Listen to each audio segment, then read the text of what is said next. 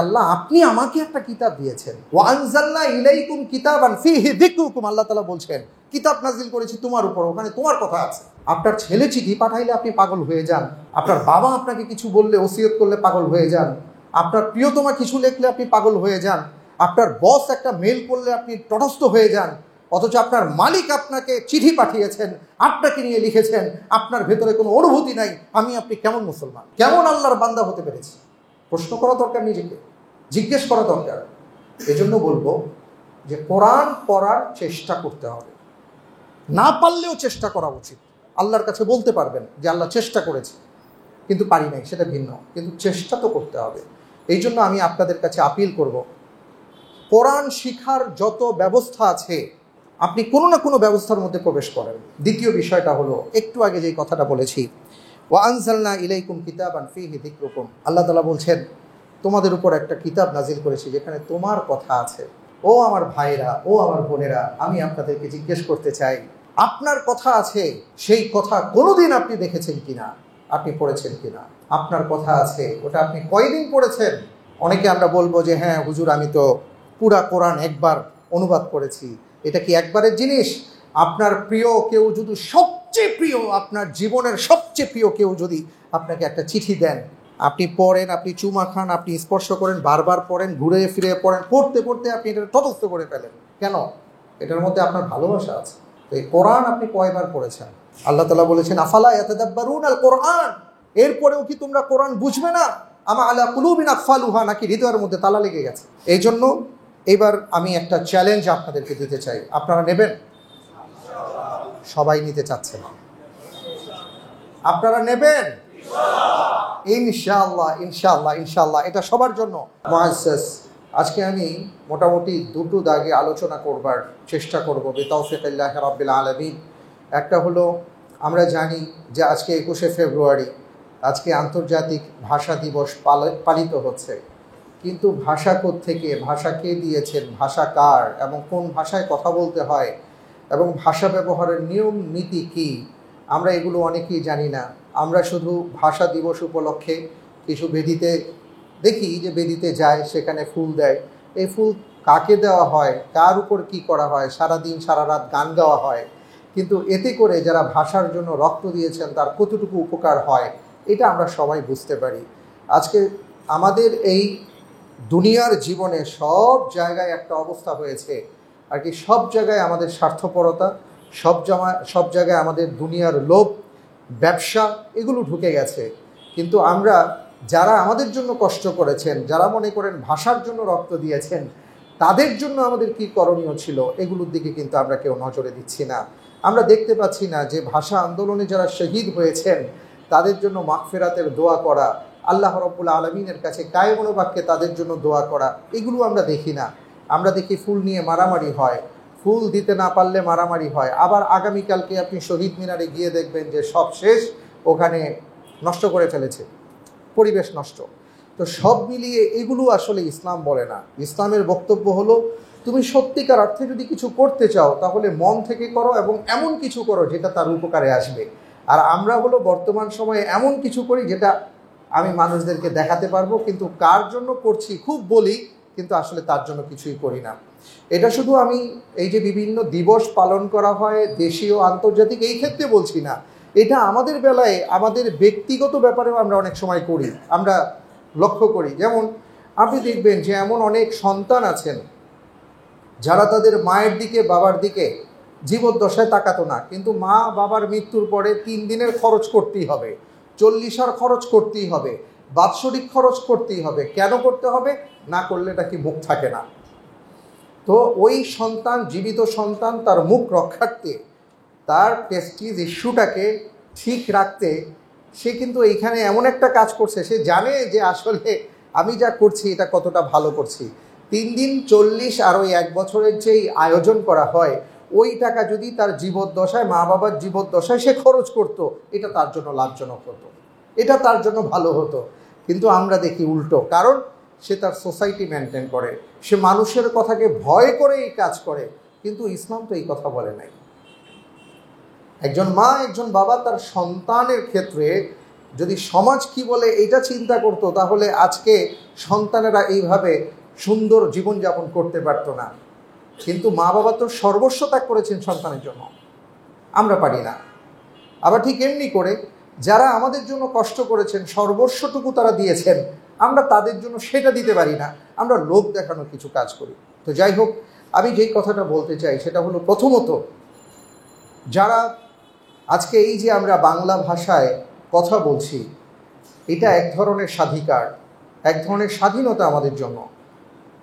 আমাদেরকে চাপিয়ে দেওয়া হয়েছিল, কখনো ইংরেজরা চাপিয়েছিল, কখনো আর্যরা চাপিয়েছিল, কখনো পাকিস্তানিরা চাপিয়েছিল যে আমরা এক একটা ভাষায় কথা বলবো। কিন্তু সর্বশেষ 52 ভাষা আন্দোলন থেকে যেই সূচনা হয় যে না, আমরা আমাদের মাতৃভাষায় কথা বলতে চাই। তো এই কষ্টটা যারা করেছেন, যারা রক্ত দিয়েছেন, আমরা তাদের জন্য দোয়া করি আল্লাহ তাআলা যেন তাদেরকে শাহাদাতের মর্যাদা দান করে দেন, এবং সেই সাথে তার পরিবার পরিজনদের উপর আল্লাহ সুবহানাহু ওয়া তাআলা রহম করুন, এবং তারা যেন দ্বীনের উপর চলতে পারেন এবং তারা যেন সুন্দর জীবন যাপন করতে পারেন, সেই ব্যবস্থা আল্লাহ তাআলা তাদেরকে করে দিন। আল্লাহুম্মা আমিন।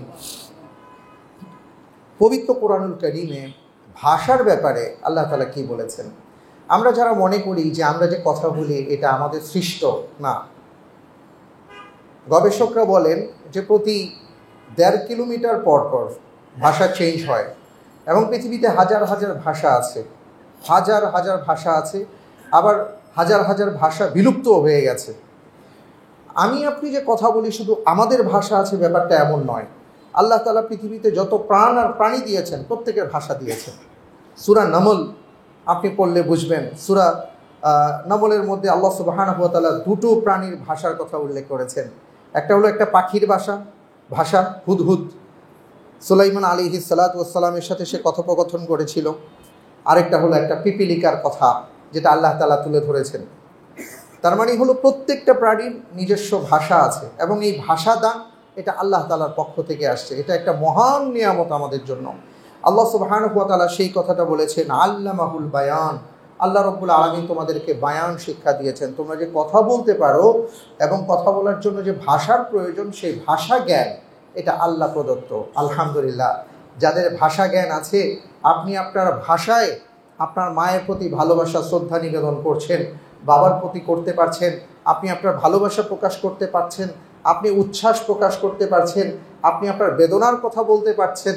এই যে সব কিছু মিলিয়ে আপনার মনের ভাবটা যে প্রকাশ করছেন বা প্রকাশ করতে পারছেন, আরেকজনকে ডেলিভারি দিতে পারছেন, উনি সেটা গ্রহণ করতে পারছেন, ওটার উপর ভিত্তি করে সিদ্ধান্ত নেওয়া যাচ্ছে, এই সব কিছু ভাষার উপর ডিপেন্ড করে।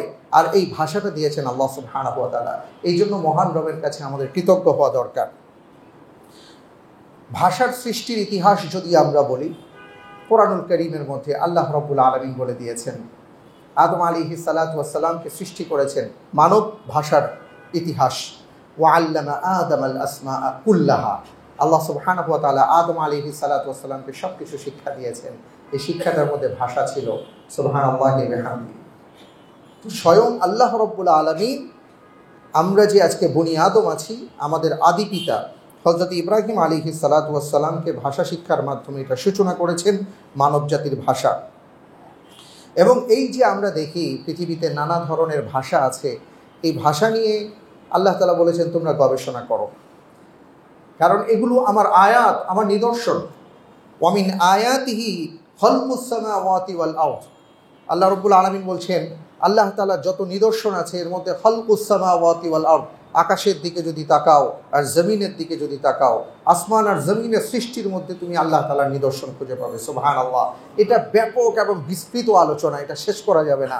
আকাশের খুঁটিবিহীন আকাশ উপরে দাঁড়িয়ে আছে, তার মধ্যে কত গ্রহ আছে, নক্ষত্র আছে, যেটা মাঝে মাঝে আমরা দেখি যে 1200 বছর আগের তোলা ছবি, 400 বছর আগের ছবি, সেগুলো এখন আমাদের কাছে এসছে।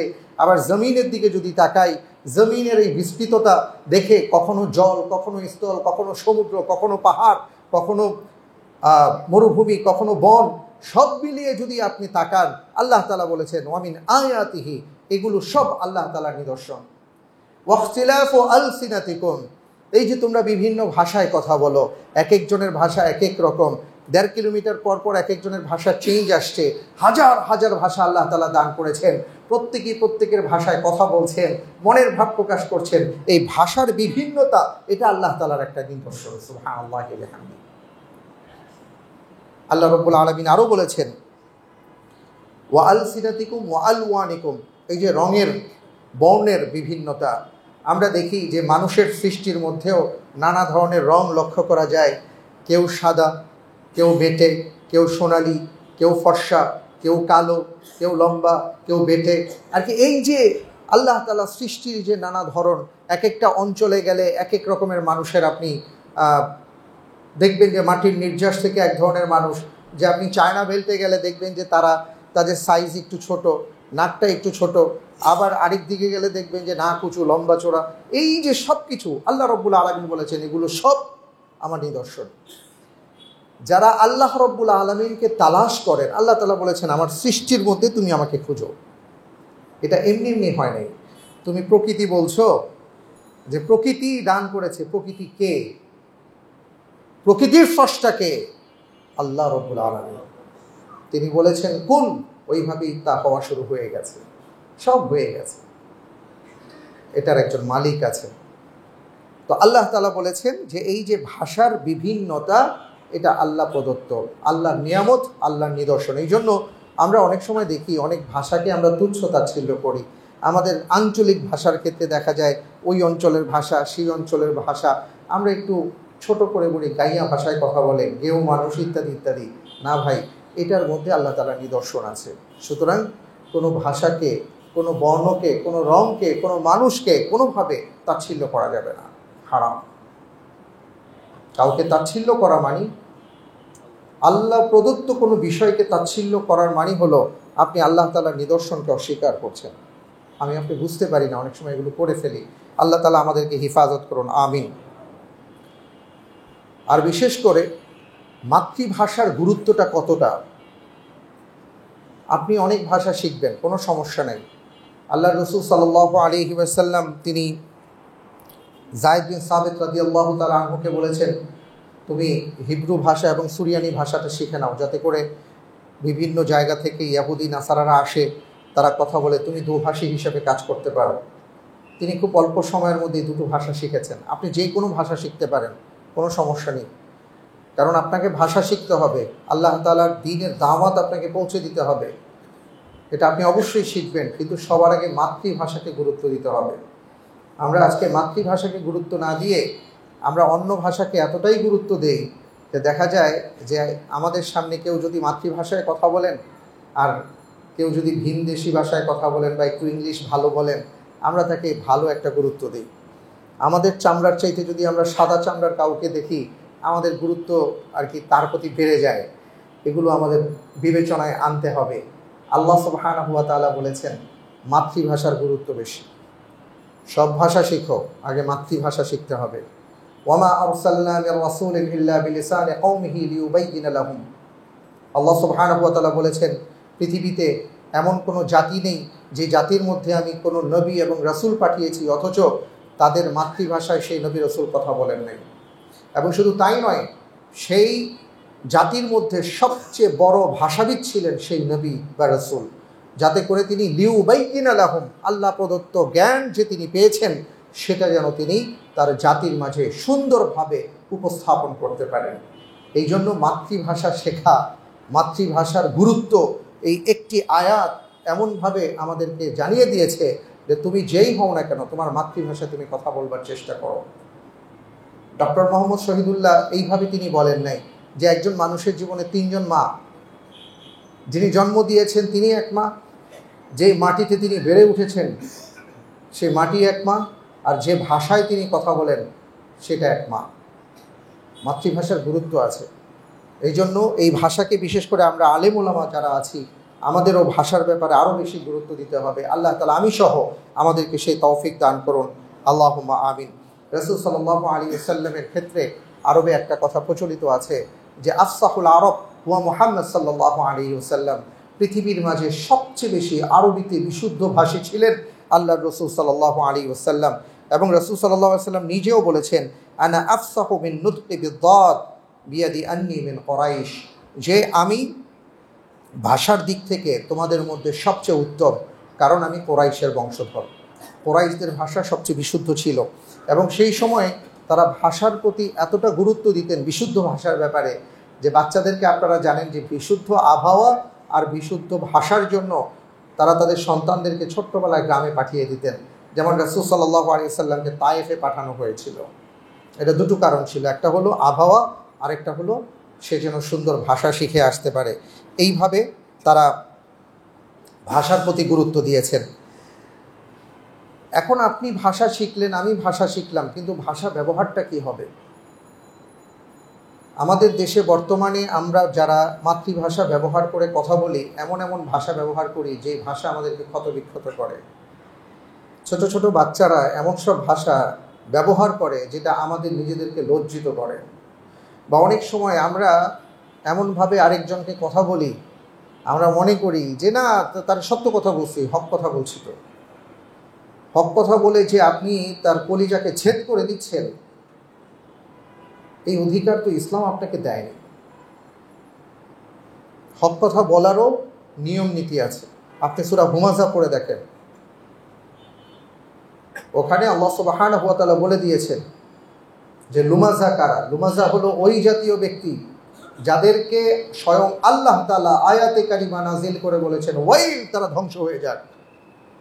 যারা মানুষের সাথে এমনভাবে কথা বলে যে মানুষকে তারা আঘাত করে, কথা দিয়ে আঘাত করা আছে না? এমন কথা দিয়ে আঘাত করে, ভাষা বর্ণনা ব্যবহার এমন যে তখন আমরা বলি যে ভাই ওই কথা না বলে তুমি আমারে 2টা লাঠি দিয়ে পিটান দিতা, তাও ভালো ছিল। এই জন্য কবি বলেছেন জারহাতিল লিসান লাহাল কিয়াম ওমা ইয়ালতামু মা জারহাল লিসান, যে এমন অনেক ভাষা আছে যেই ভাষায় আপনার ভেতরটা এমনভাবে চিরে ফেলতে পারে যেটা কখনো জোড়া লাগানো সম্ভব হয় না। এই জন্য ভাষা ব্যবহারে আমাদের সাবধানতা অবলম্বন করতে হবে। আল্লাহ রব্বুল আলামিন আমাদের ভাষা ব্যবহারের নীতিমালা দিয়েছেন, ওয়াকুল্লি ইবাদি ইয়াকুলুল্লাতী হিয়া আহসান। হে মুহাম্মদ সাল্লাল্লাহু আলাইহি ওয়াসাল্লাম, আমার বান্দাদেরকে বলে দিন তারা যেন সুন্দর ভাষায় কথা বলে। আপনি কারো সাথে কোনো বিষয়ে বাদানুবাদে কেউ আপনার সাথে লেগে গেছে, আপনাকে কেউ কোনো বিষয়ে বিরূপ মন্তব্য করছে, আপনার সাথে ঝগড়া লাগাতে চায়, আল্লাহ সুবহানাহু ওয়া তাআলা সেখানে বলেছেন আল্লাতী হিয়া আহসান, সে যা বলছে তুমি উত্তমভাবে তার প্রতিবাদ করো। অর্থাৎ এমন ভাষা ব্যবহার করো না যে ভাষায়, ওই যে আমরা বলি না যে ব্যবহারে বংশের পরিচয়, তো ভাষাতেও অনেক সময় বংশের পরিচয় হয়। যে এমন ভাষা তুমি ব্যবহার করো না যেটা দ্বারা তোমার বংশ নিয়ে মানুষ চিন্তা করে, তোমার মা বাবা, তোমার পরিবার নিয়ে মানুষ চিন্তা করে যে কোন পরিবারের সন্তান এই ভাষায় কথা বলছে। অত্যন্ত দুঃখের সাথে বলতে হয় আজকের প্রজন্ম, বর্তমান সময়, এই প্রেক্ষাপটে আমরা দেখছি এই বিষয়গুলো নিয়ে আমাদের সন্তানদের কোনো মাথা ব্যথা নেই। আমাদের মা বাবারাও এই ব্যাপারে কতটা আমরা আমাদের ভূমিকা পালন করছি সেটা ভিন্ন বিষয়, কিন্তু আমাদের সন্তানরা এখন মনে করে থাটফাট কথা বলা, যেভাবে খুশি সেভাবে কথা বলাটাই হলো স্টাইল, এটাই তার ব্যক্তিত্বের প্রকাশ। কিন্তু সে বুঝে না যে বিনয়ী না হলে জীবনে কোনোদিন বড় হওয়া যায় না। মান তাওয়াদা লিল্লাহি রাফাআহুল্লাহ। আমাদের আচরণ, আমাদের কথাবার্তা, আমাদের সব কিছুতে যদি বিনয় না থাকে তাহলে আল্লাহ তাআলা কোনোদিন আমাদেরকে সম্মানিত করবেন না, আমাদেরকে মর্যাদার আসনে আসীন করবেন না। এই জন্য আমাদের ভাষা ব্যবহারে সাবধান হওয়া দরকার। ওয়াকুলু লিন্নাসি হুসনা, আল্লাহ সুবহানাহু ওয়া তাআলা বলেছেন মানুষের সাথে সুন্দরভাবে কথা বলো। ওয়ালাউ কুনতা ফাজ্জান গালিযাল কলবি লানফাদ্দু মিন হাওলিক, আল্লাহর রাসূলকে আল্লাহ সুবহানাহু ওয়া তাআলা বলেছেন আপনি যদি কোমল হৃদয়ের অধিকারী না হতেন, আপনার কথা যদি সুন্দর না হতো, এই মানুষগুলো আপনার চারপাশে থাকতো না। সুতরাং আমরা এই কথাগুলো থেকে যা শিক্ষা পেলাম সেটা হলো ভাষা আল্লাহ রাব্বুল আলামিনের পক্ষ থেকে একটা নিয়ামত। এই যে নিয়ামত আমরা পেয়েছি এটার জন্য শুকরগুজার হওয়া দরকার। যে ভাষা আল্লাহ তাআলা আমাদেরকে দান করেছেন, আমরা আজকে মাতৃভাষায় কথা বলতে পারছি, আল্লাহ তাআলা তৌফিক দিয়েছেন, এই জন্য শুকরগুজার হওয়া দরকার। যাদের মাধ্যমে আল্লাহ তাআলা আমাদের ভাষার স্বাধীনতা দিয়েছেন তাদের জন্য আল্লাহ তাআলার কাছে বেশি বেশি করে মাগফিরাতের দোয়া করা দরকার। তারা যেন কবরে গিয়ে ভালো থাকতে পারেন, তাদের মৃত্যুটা যেন শাহাদাতের মৃত্যু হয়, এই জন্য আল্লাহ রাব্বুল আলামিনের কাছে দোয়া করা দরকার। যারা ভাষা আন্দোলন করেছেন, আজকে আর তেমন নাই, সবাই ইন্তেকাল করেছেন। প্রত্যেকের জন্য আমাদের মাগফিরাতের জন্য আল্লাহর কাছে দোয়া করা দরকার। এবং সেই সাথে আমরা জেনেছি যে আমরা যখনই কথা বলবো সুন্দর ভাষায় কথা বলবো, আমাদের ভাষার ব্যবহারটা সুন্দর হয় সেদিকে আমরা খেয়াল রাখবো। রাসূল সাল্লাল্লাহু আলাইহি সাল্লাম বলেছেন, আকসারু খাতায়া ইবনু আদম ফি লিসানি, যে অধিকাংশ বনি আদমের যে বড় পাপ হয় সেটা হলো তার ভাষা দিয়ে। এই জন্য রাসূল সাল্লাল্লাহু আলাইহি সাল্লাম বলেছেন, তোমার দুটো জিনিস যদি আমার কাছে জামিন দিতে পারো তাহলে জান্নাতে আমি তোমার জামিনদার হয়ে যাব। তোমার দুই চোয়ালের মাঝখানে অর্থাৎ জিহ্বা আর তোমার স্পর্শকাতর অঙ্গ, এটাকে যদি তুমি হিফাজত রাখতে পারো, সংযত রাখতে পারো, তাহলে জান্নাতে যাওয়ার জন্য আমি আল্লাহ তাআলার কাছে তোমার জন্য সুপারিশ করব। চারটিখানি কথা নয়।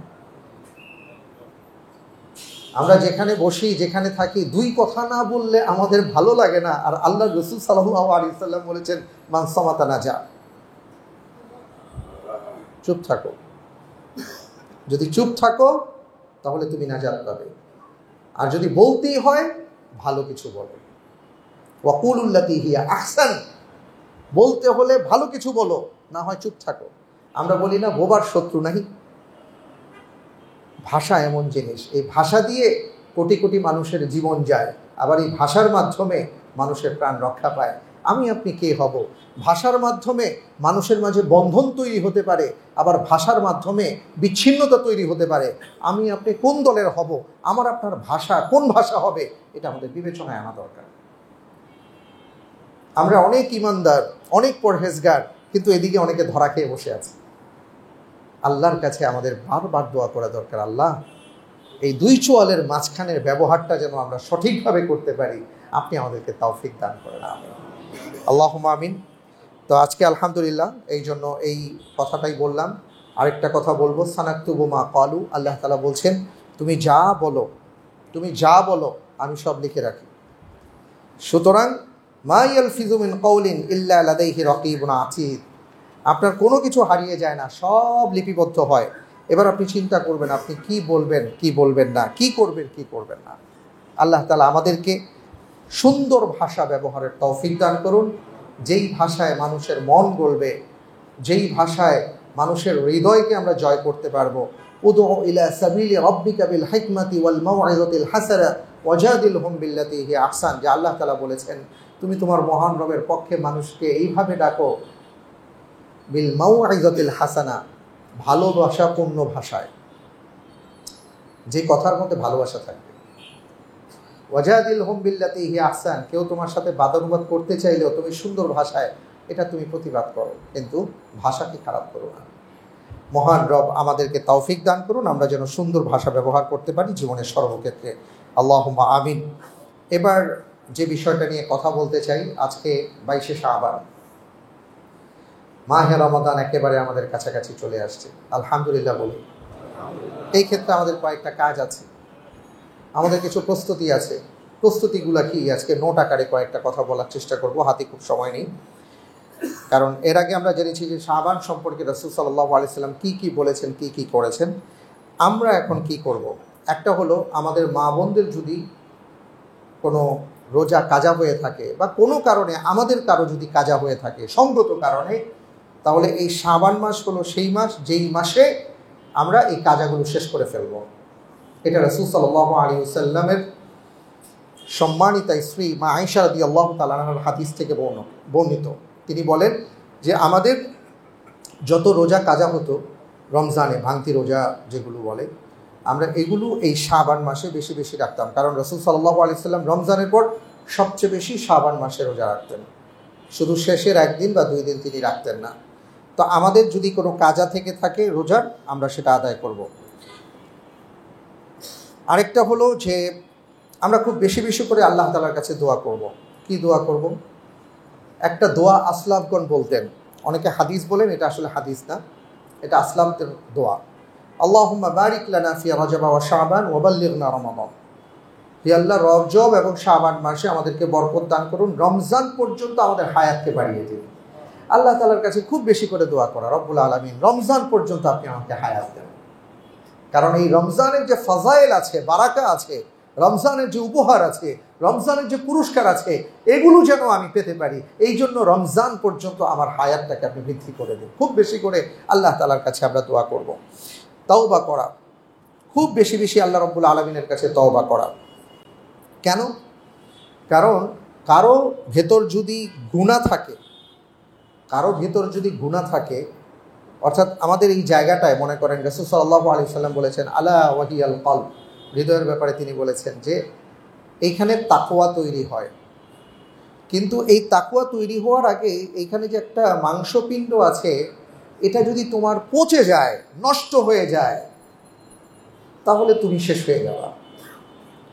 আর যদি এটা উন্নত হয়, ভালো হয়, তাহলে তুমি ভালো হবা। আপনার একটা পাত্র আছে, সেই পাত্রের মধ্যে আপনি ভালো কিছু ঢালতে চান, কিন্তু তার আগে যদি পাত্রটা ভরা থাকে, তাহলে আপনি নতুন কিছু ঢালতে পারবেন না, পাত্রটা উপচে পড়ে যাবে, অথবা সেটা গ্রহণ করবে না। আমরা বর্তমানে দেখি না যে আপনার এখন তো সিস্টেম হয়ে গেছে এমন যে আপনার ইমেইল ফুল হয়ে গেলে, আপনার মোবাইলের মধ্যে যে আর কি মেমোরি আছে সেটা যদি ফুল হয়ে যায়, হ্যাঁ, এরপরে আর কোনো কিছু ঢুকে না। বলে যে আগেরটা খালি করো, তারপরে তুমি এটাকে ঢুকাও। তো আমাদের ভেতরে আল্লাহ সুবহানাহু ওয়া তাআলা যে কল দিয়েছেন যে তাকওয়া ঢুকানোর কথা, রমজান আসতেছে, আপনি যদি তাকওয়ার শিক্ষাটা নেবেন, এটা কিভাবে নেবেন? আগে আপনার পাত্র খালি থাকতে হবে। তো একজন বান্দার ভেতরে যদি গুনাহ থাকে, তাহলে সে তার পাত্র খালি করতে পারবে না, তার ইবাদতের ব্যাপারে অনীহা থাকবে। পাত্র খালির মানে হলো কোনো গুনাহগার বান্দা ইবাদতের স্বাদ পায় না। তো ইবাদতের স্বাদ পেতে চাইলে তাকে যেটা করতে হবে, আগে আল্লাহর কাছে তওবা করতে হবে। আগের গুনাহের জন্য আল্লাহ রাব্বুল আলামিনের কাছে খুব বেশি তওবা করা, ইস্তিগফার করা, ক্ষমা প্রার্থনা করা, কান্নাকাটি করা। যদি এইভাবে চলতে থাকে, তখন আল্লাহ তাআলা তার হৃদয়ের ভেতর থেকে পাপগুলোকে যখন মোচন করে দেবেন, তখন পাত্র খালি করে দেবেন, তখন আপনি ইবাদতের স্বাদ পাবেন। এই যে আমাদের অনেকেই আমরা আছি, রমজান আসলে এটা করব, সেটা করব, উল্টা হব, পাল্টা হব, ঘুরে যাব, এই হব, সেই হব, রমজান চলে যায়, খবর নেই, লাস্টে গিয়ে আফসোস করে। এটা এই কারণে যে আমরা আসলে রমজানের আগের প্রস্তুতির মধ্যে যে একটা গুরুত্বপূর্ণ প্রস্তুতি ছিল তওবা করা, আল্লাহর কাছে ক্ষমা প্রার্থনা করা, সেটা আমরা করতে পারিনি। এজন্য আমরা খুব বেশি বেশি আল্লাহ রাব্বুল আলামিনের কাছে তওবা করব, খুব বেশি ক্ষমা চাইব। আল্লাহ, আপনি আমাকে ক্ষমা করে দেন, সামনে রমজান আসছে, সুন্দরভাবে যেন সময়টাকে কাজে লাগাতে পারি, আপনি আমাকে সেই তৌফিক দান করেন, আমিন। এরপরে আমরা যেটা করব, ইস্তিগফার করব।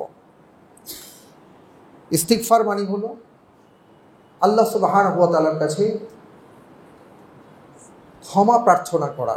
তওবা হলো ক্ষমা প্রার্থনা করা, অনুশোচনা করা, ভবিষ্যতে আর করব না এটার জন্য সংকল্প করা, এটা হলো তওবা। ইস্তিগফার হলো আমার যা ভুল হয়ে গেছে, আমার রবের কাছে ক্ষমা চাওয়া, খুব বেশি আল্লাহ তাআলার কাছে ক্ষমা চাইব।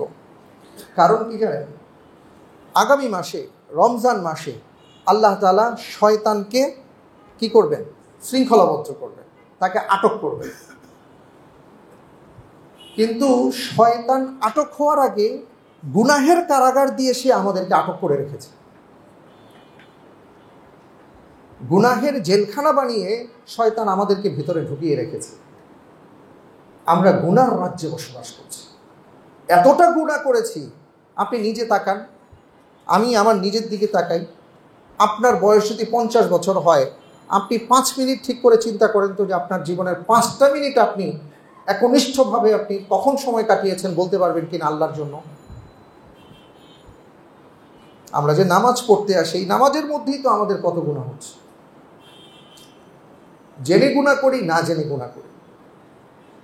তো এই যে গুনাহের মধ্যে বসবাস, এই জন্য আল্লাহ সুবহানাহু ওয়া তাআলার কাছে খুব বেশি তওবা করা, ইস্তিগফার করা, যে রব্বুল আলামিন আপনি আমাকে তৌফিক দান করেন, আমি যেন গুনাহমুক্ত হতে পারি। আল্লাহর কাছে কান্নাকাটি করা, রাতের বেলা কান্নাকাটি করতে হবে, দিনের বেলা সিয়াম রাখতে হবে, এখন থেকে অভ্যস্ত হতে হবে, সেই চেষ্টা আমাদের করতে হবে। আল্লাহ তৌফিক দান করুন, আমিন।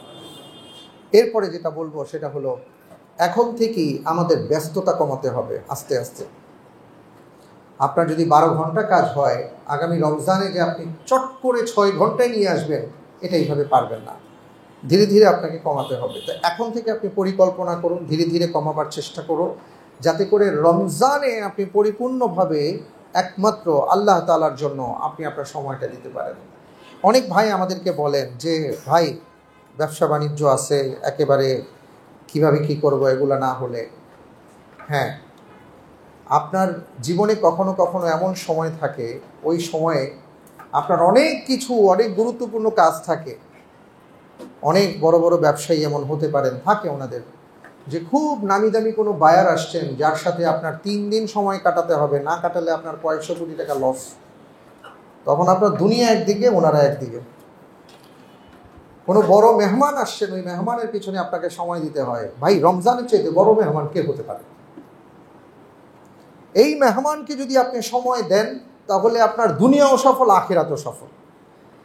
আজকে আমরা আসল মালিককে না চিনে দারোয়ানের পিছনে ছুটছি। আসল মালিক আপনাকে ডাকছেন আর আপনি ওনাকে বাদ দিয়ে দারোয়ানকে মালিক ভেবে বসে আছেন। আমরা তাই করছি।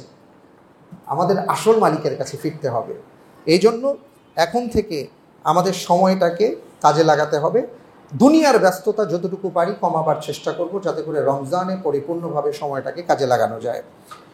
আরেকটা গুরুত্বপূর্ণ বিষয় হলো, আমাদের রমজান সংশ্লিষ্ট ইলম অর্জন করতে হবে। আপনি যেই কাজ করবেন, যেই ইবাদত করবেন, যেই ইবাদতগুলো করেন, ওই সম্পর্কে যদি আপনার ভালো জ্ঞান না থাকে তাহলে যেই কোনো সময় আপনি বিপদে পড়ে যেতে পারেন। আপনি যদি কোনো একটা ব্যবসায় নামেন, ওই ব্যবসা সম্পর্কে আপনার যদি ভালো করে জ্ঞান না থাকে, আপনি ব্যবসায় লোকসান করবেন। আমরা অনেক সময় দেখি যে অনেক বড় বড় সুপার শপে গেলে যখন কোনো জিনিস তালাশ করি, মুহূর্তের মধ্যেই ওখানে যারা থাকেন সাথে সাথে জিনিসটা বের করে দেন। আপনি ফার্মেসিতে গেলে দেখবেন যে হাজার হাজার লক্ষ লক্ষ পদের ওষুধ থাকে, আপনি প্রেসক্রিপশনটা দেওয়ার সাথে সাথেই ঠাস করে কম্পিউটারের মতন গিয়ে ধরে ওইখান থেকে নিয়ে আসে। কিভাবে? একদিনে হচ্ছে এটা না, এটা এই সম্পর্কে সে জ্ঞান অর্জন করেছে, প্র্যাকটিস করেছে। কারণ সে জানে যে সঠিক সময়ে যদি আমি সঠিকভাবে আমার সময়টাকে কাজে লাগাতে না পারি তাহলে আমার ব্যবসা লাভ হবে না। আপনি আল্লাহ রব্বুল আলামিন আপনাকে অফার দিয়েছেন, আল্লাহ তাআলা বিশাল অফার দিয়েছেন, মাহে রমজানকে পাঠাচ্ছেন আপনার কাছে, অথচ রমজানকে আপনি জানেন না, ওনার সম্পর্কে আপনার ধারণা নেই। ওনাকে আপনি ভাষা আপনার জ্ঞান আছে, এই ভাষা জ্ঞান দিয়ে আপনি তার সাথে কতটা ভালো ব্যবহার করতে পারবেন। এই জন্য মাহে রমাদান সম্পর্কে, রমজানের মাসলা মাসাইল, রমাদানের ইলম সম্পর্কে আমাদের জ্ঞান লাভ করা জরুরি। এই জন্য রাসূল সাল্লাল্লাহু আলাইহি ওয়াসাল্লাম বলেছেন, তলাবুল ইলমি ফারিদাতুন আলা কুল্লি মুসলিম ওয়া মুসলিমা। তোমার জীবন চলার পথে যে জ্ঞান অর্জন করা ইবাদতের ক্ষেত্রে দরকার, সেটা তুমি অবশ্যই অর্জন করবে, এটা তোমার জন্য ফরজ। তো রমজান সম্পর্কে, নামাজ সম্পর্কে আমাদের মাসালা জানতে হবে, আমাদের ইবাদত সম্পর্কে, হালাল হারাম সম্পর্কে আমাদের জানতে হবে। এই জন্য এখন থেকে প্ল্যান করুন, প্রোগ্রাম করুন, রমজানটাকে ইবাদতের মধ্যে প্রবেশ করতে পারেন কিনা সেটা লক্ষ্য করে দেখুন। আল্লাহ তাআলা সেই তৌফিক দান করুন, আল্লাহুম্মা আমিন। এই ক্ষেত্রে আমার একটা চিন্তা আসছে, আমি আপনাদের সাথে শেয়ার করি। আলহামদুলিল্লাহ, মসজিদুত তাকওয়া সোসাইটিতে আমরা ইতিপূর্বেও প্রতি বছরই রমজানকে কেন্দ্র করে কিছু প্ল্যান, কিছু প্রোগ্রাম করে থাকি। এই বছরও ইনশাআল্লাহ আমাদের কিছু প্ল্যান প্রোগ্রাম আছে, আমরা করব। যেমন জোহরের নামাজের পরে আমরা 30 মিনিট সময় আপনাদের কাছ থেকে নেব। এখানে যারা থাকেন, যারা জোহরের নামাজ পড়বেন, ওখান থেকে রমজান সংশ্লিষ্ট একটা ছোট্ট হাদিস জানবেন, একটা আমল জানবেন। পাশাপাশি যারা আমরা আছি যে কোরআন পড়তে পারি না, আমরা এখানে 20 মিনিট আপনাদেরকে কোরআন পড়াবার, কোরআন শিক্ষা দেওয়ার চেষ্টা করব। অনেকেই আছেন আলহামদুলিল্লাহ পড়তে পারেন, অনেকে পড়তে পারেন না। যারা পড়তে পারেন না তাদের জন্য আমরা এই পদক্ষেপ নিব ইনশাআল্লাহ তাআলা। আমরা বাদ আসর, যারা আসরের নামাজ পড়বেন, আসরের নামাজের পরে খুব গুরুত্বপূর্ণ সময়, এই সময় আমরা আমাদের জীবন ঘনিষ্ঠ আমরা 30টি হাদিস নিয়ে আলোচনা করতে পারি প্রতিদিন। দারসুল হাদিস নামে একটা আয়োজন থাকবে। এখানে আমরা বেশি সময় নিব না আপনাদের কাছ থেকে, হয়তো 15 মিনিট নিব, কিন্তু 15 মিনিটে একটা হাদিসের আদ্যপান্ত সম্পর্কে আপনি জানতে পারবেন ইনশাআল্লাহ তাআলা। মাগরিবের সালাতের ক্ষেত্রে দেখা যাবে যে ঠিক দোয়ার আগে আর কি, আজানের আগে আমরা 5 মিনিট আগে আমরা রমজানের ফাজাইল নিয়ে কিছু কথা বলবো, রমজানের ফজিলত কী, এবং সেই সাথে পরবর্তীতে ইফতার হবে, দোয়া হবে, দোয়ার পরে ইফতার হবে। তো ঠিক 5-7 মিনিট আগে আমরা রমজানের ফজিলত নিয়ে কিছু আলোচনা করব, সেই আলোচনা এখানে চলবে ইনশাআল্লাহ তাআলা। এটা হলো আমাদের যে ইফতারের আয়োজন হবে সেইখানে। তারপরে আমরা এশারের সালাত করব। সেই এশারের সালাতের আগে, অর্থাৎ এশারের পরে তো তারাবি, তো তারাবির আগে আমরা অনুভূতিময় তারাবি, অর্থাৎ আপনার আমার তারাবি যেন একটা অনুভূতি তৈরি করতে পারে, কারণ আমরা তো আরবি জানি না। অন্তত পক্ষে এতটুকু জানতে পারি যে আজকের তারাবিতে কি কি আছে। অন্তত এক কথায় যদি আমার মাথায় থাকে তাহলে অন্তত এই চিন্তাগুলো আসবে যে হুজুর তো এই বলেছিলেন, আজকে এগুলো আছে। আপনার তারাবিটা যেন সুন্দর হয়, কারণ ওই অনুভূতি যদি না থাকে তাহলে আপনি বারবার নামাজ শেষে সালাম ফিরিয়ে খালি ঘড়ির দিকে তাকাবেন আর বলবেন যে দেরি হচ্ছে কেন, এটা বলবেন। আর যদি তারাবির ভিতরে অনুভূতি থাকে তাহলে আপনার কাছে মনে হবে আল্লাহ তিলাওয়াতটা আরেকটু লম্বা হলে ভালো হতো। এই জন্য এটা আমরা চিন্তা করেছি ইনশাল্লাহ। এছাড়াও আমি আপনাদেরকে বলবো আপনারাও পড়াশোনা করে আসবেন। এটা শুধু আমরা 10 মিনিটে তো আপনাকে 1 ঘন্টার 1 পারা 1.5 পারার আলোচনা দিতে পারবো না। আপনি নিজেও পড়াশোনা করে আসবেন, আপনি তখন দেখবেন যে আপনার ভেতরে ইবাদতের স্বাদ কাকে বলে। বুঝে করা আর না বুঝে করার মধ্যে আকাশ পাতাল পার্থক্য। সুবহানাল্লাহি ওয়া বিহামদিহি। তারপরে আমি আরেকটা কাজ করতে চাই, সেটা হলো যে মাঝখানে আরেকটা কথা বলবো আমাদের মা বোনদের জন্য, সেটা হলো ইনশাআল্লাহ আপনারাও তো থাকবেন, আপনারা আসবেন। আপনাদের ওখানে কোনো সমস্যা আছে কি না বা কি কি দরকার, কি কি প্রয়োজন মনে করছেন, এটা একটা নোট আকারে মেহেরবানি করে আমাদের অফিসে পাঠাবেন। আমাদের ইনফ্রাইং কমিটি যারা আছেন তারা এটা দেখে খুব দ্রুত তারা সুরাহা করার ব্যবস্থা করবেন ইনশাআল্লাহ তাআলা। এটা আমি বলে দিলাম। ইনশাআল্লাহ এখানে সভাপতি সাহেব আছেন, আহ্বায়ক সাহেব আছেন। আর আরেকটা বিষয় আমি যেটা বিশেষ করে চিন্তা করেছি আপনাদের জন্য, আমরা জানি যে আল্লাহ রাব্বুল আলামিন পবিত্র রমজানে কোরআন নাজিল করেছেন এবং কোরআনের কারণেই আল্লাহ রাব্বুল আলামিন রমজানকে সম্মানিত করেছেন, তাই নয় কি? আচ্ছা, আলহামদুলিল্লাহ আমরা এখানে অনেকেই আছি যারা কোরআন পড়তে পারি, মাশাআল্লাহ, তিলাওয়াত করতে পারি, আর অনেকে আছে কোরআনের অনুবাদ পড়েছি। এখন আমি যদি জিজ্ঞেস করি, আবার কেউ আছে কোরআন পড়ি নাই, তাদের কথা ভিন্ন, তারা অবশ্যই কোরআন পড়বেন, কারণ জীবনে কোরআন পড়েন নাই আপনার জীবনটা কোনো দিন সার্থক হতে পারে না। অন্তত পক্ষে আপনার চেষ্টা করা দরকার যে আল্লাহ আপনি আমাকে একটা কিতাব দিয়েছেন, ওয়া আনজালনা ইলাইকুম কিতাবান ফীহি যিকরুকুম, আল্লাহ তাআলা বলছেন কিতাব নাজিল করেছি তোমার উপর, ওখানে তোমার কথা আছে। আপনার ছেলে চিঠি পাঠাইলে আপনি পাগল হয়ে যান, আপনার বাবা আপনাকে কিছু বললে, ওসিয়ত করলে পাগল হয়ে যান, আপনার প্রিয়তমা কিছু লিখলে আপনি পাগল হয়ে যান, আপনার বস একটা মেল করলে আপনি তটস্থ হয়ে যান, অথচ আপনার মালিক আপনাকে চিঠি পাঠিয়েছেন, আপনাকে নিয়ে লিখেছেন, আপনার ভেতরে কোনো অনুভূতি নাই। আপনি কেমন মুসলমান, কেমন আল্লাহর বান্দা হতে পেরেছি? প্রশ্ন করা দরকার, নিজেকে জিজ্ঞেস করা দরকার। এজন্য বলবো যে কোরআন পড়ার চেষ্টা করতে হবে, না পারলেও চেষ্টা করা উচিত। আল্লাহর কাছে বলতে পারবেন যে আল্লাহ চেষ্টা করেছি কিন্তু পারি নাই, সেটা ভিন্ন, কিন্তু চেষ্টা তো করতে হবে। এই জন্য আমি আপনাদের কাছে আপিল করব, কোরআন শিখার যত ব্যবস্থা আছে আপনি কোনো না কোনো ব্যবস্থার মধ্যে প্রবেশ করেন। দ্বিতীয় বিষয়টা হলো একটু আগে যেই কথাটা বলেছি, ওয়া আনজালনা ইলাইকুম কিতাবান ফীহি যিকরুকুম, আল্লাহ তাআলা বলছেন তোমাদের উপর একটা কিতাব নাজিল করেছি যেখানে তোমার কথা আছে। ও আমার ভাইরা, ও আমার বোনেরা, আমি আপনাদেরকে জিজ্ঞেস করতে চাই, আপনার কথা আছে, সেই কথা কোনোদিন আপনি দেখেছেন কিনা, আপনি পড়েছেন কিনা? আপনার কথা আছে, ওটা আপনি কয়দিন পড়েছেন? অনেকে আমরা বলবো যে হ্যাঁ হুজুর আমি তো পুরা কোরআন একবার অনুবাদ করেছি। এটা কি একবারের জিনিস? আপনার প্রিয় কেউ যদি, সবচেয়ে প্রিয়, আপনার জীবনের সবচেয়ে প্রিয় কেউ যদি আপনাকে একটা চিঠি দেন, আপনি পড়েন, আপনি চুমা খান, আপনি স্পর্শ করেন, বারবার পড়েন, ঘুরে ফিরে পড়েন, পড়তে পড়তে আপনি এটা তটস্থ করে ফেলেন, কেন? এটার মধ্যে আপনার ভালোবাসা আছে। তো এই কোরআন আপনি কয়বার পড়েছেন? আল্লাহ তাআলা বলেছেন আফালা ইয়াতাদাব্বারুন আল কোরআন, এরপরেও কি তোমরা কোরআন বুঝবে না? আমা আলা কুলুবিন আকফালুহা, নাকি হৃদয়ের মধ্যে তালা লেগে গেছে? এই জন্য এবার আমি একটা চ্যালেঞ্জ আপনাদেরকে দিতে চাই, আপনারা নেবেন? সবাই নিতে চাচ্ছে না, আপনারা নেবেন? ইনশাআল্লাহ ইনশাআল্লাহ ইনশাআল্লাহ। এটা সবার জন্য, আমাদের মা বোন, আমাদের ভাই, সবার জন্য এই রমজানে আমি একটা চ্যালেঞ্জ দিচ্ছি, সেটা হলো আপনারা কোরআনের অনুবাদ শুরু থেকে শেষ পর্যন্ত পড়বেন। 27শে রমজান আমি আপনাদের পরীক্ষা নিব, একেবারে শীত আকারে পরীক্ষা দিবেন আসলেই কতটুকু পড়েছেন। একটা হলো পড়ে গেলাম, মোটামুটি পড়ছেন এটা না, পড়তে হবে, পড়ার মতন পড়তে হবে। 27শে রমজান আমি আপনাদের পরীক্ষা নিব ইনশাআল্লাহ তাআলা।